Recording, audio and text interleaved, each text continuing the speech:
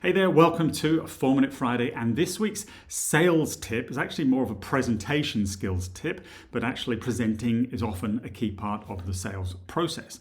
I want to share with you a tactic that will help you have significantly more impact with your audience. It'll help improve their attention to what you're saying, and all those things will typically help them understand better what it is you're trying to articulate as well. And if we can achieve those three things, there's a better chance of you obviously having a more successful presentation and achieving your outcome, whatever that might be, whether it is closing a deal or just moving along to the next stage. So the technique I want to talk about is something called humanization. And before I do that, I'd better just introduce myself in case you don't know me. My name is Brian Conway from 𝗗𝗲𝗃𝗃𝗃𝗃.co.uk. And this, as I said, is 4-Minute Friday. If you haven't joined me before, it's where I take 4 minutes. Although I'll be honest with you, I think today's maybe a few minutes longer than that because I really want to provide some real value and training for you today. But it's usually where I take a few minutes on a Friday and share with you some kind of sales or marketing tactic that will help you make more sales. And as I said, presenting is a key part of any salesperson or business owners kind of arsenal of tactics and things that you often have to do to help you close more business. So the technique I want to talk about, as I said, something called humanization. So just to put this in context, these 4-Minute Fridays are usually based on something that's happened during the week. This week I was training a big big global technology, multi-million-dollar technology company on presentation skills. And one of the things that this company specializes in is security. So I had this lad giving me a really quite technical presentation about a particular kind of security solution.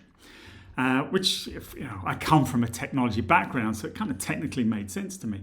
But what I wanted to help him understand was, but what if you're not presenting to a technical buyer? What if you're presenting to a finance director or somebody who needs to sign off the actual funding or release the budget or whatever it might be, but doesn't have that level of technical understanding and therefore, but still needs to understand what it is you're presenting. So this is where this technique called humanization comes in. And really it's about trying to use metaphors, analogies and similes and things like that and make the subject you're talking about relevant to the individual. So let me give you an example. I'll tell you a quick story. So last year I was going on holiday and I was at the airport and I got dropped off the bags and got through security and they'd announced that our boarding had started and therefore you had a mad rush to the gate and eventually get to the front of the queue and the person checking you there will look at your passport and kind of make sure that it's you and then they'll check your boarding card to make sure that you are actually allowed to get on this particular plane. Now that compares to how most security works. It looks who you are, first of all, and I think most of us these days are familiar with using things like usernames and passwords, and more often now multi-factor authentication as well. And that's really about checking firstly who you are, and then based on who you are, a policy will dictate what you're allowed to do on the network. So if you're in sales, you're allowed access to the CRM system, and that's it. You're not allowed access to payroll, for example, because there'll be no need for you to do so. But if you're in HR, then you do need access to, or in finance, you do need access to payroll, but don't need access to the ERP system that manages the logistics and distribution part of the business. So you're controlled as to what you get access to.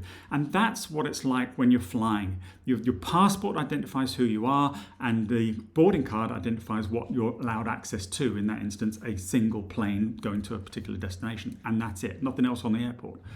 So that's kind of humanizes that situation. But he went on to talk about a lot of other more kind of technical elements past that kind of point of the process. So to use the story of flying, when I was on this flight, we had a group of lads who were obviously on a stag do, had obviously had a few drinks already at the airport and were getting rowdier and rowdier as the flight was going on. And they were standing up while when the seatbelt sign was on, and the cabin crew were asking them to sit down, and they were kind of getting a bit abusive to the cabin crew, and then they wanted more drinks and they wouldn't serve them more drinks, so they were getting more abusive. You may have experienced this yourself. Not you getting abusive, I mean had that situation on an aeroplane.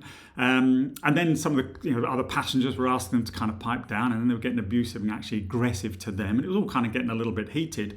And then the captain came on, and the captain on the tannoy, and the captain was then saying, look, I think we're going to have to divert unless you guys kind of rein it in a little bit, which would have meant going to another country completely that we weren't intending to go to, offboarding them, sitting on the tarmac, waiting for a slot to, adding hours and hours and hours and lots of inconvenience to the journey.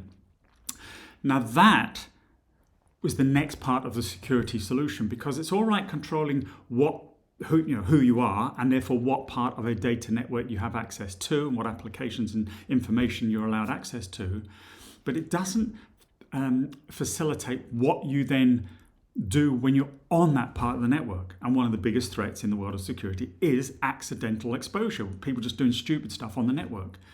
And that's the harder thing often to control, as it is in an aeroplane.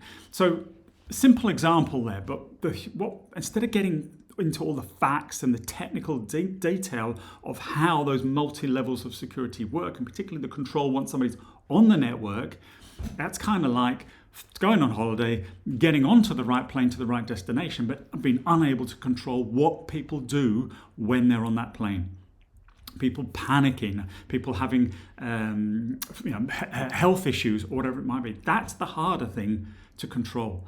So that is about humanizing that technology. That is about making it relevant to somebody, building a picture, telling a story, and being quite colorful in the way that you tell that story with the details, so people can really feel in that moment and could really experience what you're talking about. So then as I said, in this instance, the technical elements has more relevance and a better understanding of the challenge that IT organizations are up against when managing the security of an organization. But that would now make sense to somebody who's non-technical, to a financial buyer, to a CEO of the company, perhaps, or somebody in another part of that organization who doesn't have that level of technical competence. So that's what I want you to think about. When you are facts tell, stories sell. You've probably heard me saying that before. You've maybe heard that somewhere else as well. It's a well-known saying. And using a story can, as I said, humanize a particular kind of situation, and making it relevant to an individual and something from their personal life that they would be able to relate to can, as I said, using metaphors or analogies, simile, something that's similar to, actually helps you create a much better understanding and almost emotional attachment to the situation. And emotions again sell and are a very important part. Logic typically is used for justification, but it's the emotional aspect sometimes that actually has the bigger influence over a buyer. So you can create through a good story and that humanization of the facts into a really kind of emotional attachment to what it is you're trying to say. And as I said, when you're telling a story like that, you'll have more impact with your audience. People are kind of listening to the story, so their attention is better. And obviously, ideally through that humanization, a better understanding of what it is that you're trying to articulate. And if we can do that, as I said, your results of your presentations will be significantly greater. So that's my tip for today, to try and humanize the facts, the features, the functionality, or whatever it is that you sell. Humanize them, make it relevant, and tell stories around those things to really bring them to life. And I'll guarantee it'll have much more impact with your audience. That's it. Thank you for your time. I trust you got great value for that. Please do like and share and comment. If we're watching this on YouTube, please hit that subscription button. I'd really appreciate if we can kind of grow the number of subscribers to the channel, etc. And until next week, I hope you have a lovely weekend. And if you are presenting next week, go back and look at your slides and go, right, what are some of the stories I could tell? How could I humanize some of this content based on the audience I'm presenting to? Take care. Have a great weekend and week ahead. Bye.